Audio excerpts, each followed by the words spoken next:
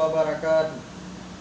Saya selaku PJ Kecil Kampung Kuala, sehubungan dengan telah merebaknya wabak virus corona COVID-19, kami menghimbau seluruh masyarakat Kampung Kuala, satu, sebisa mungkin untuk sementara kita berdiam diri di rumah. Tidak banyak melakukan kegiatan-kegiatan di luar rumah, kecuali bila ada urusan yang sangat penting. Dua, hindari tempat umum seperti pusat keramaian, pusat perbelanjaan, termasuk tempat-tempat rekreasi. Tiga, usahakan di waktu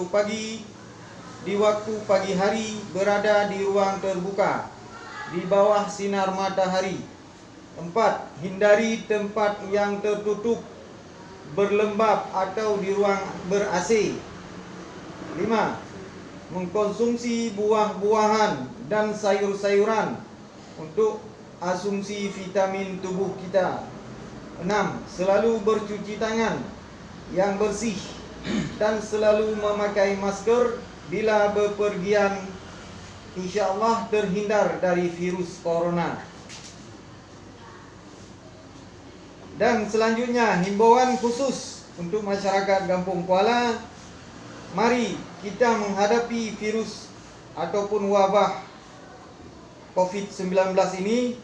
Mari kita menyambut dengan berdoa bersama ataupun banyak berzikir, melakukan kegiatan-kegiatan ibadah lebih daripada yang sebelumnya. Mari kita bersama-sama berdoa. Sekian, wassalamualaikum warahmatullahi wabarakatuh.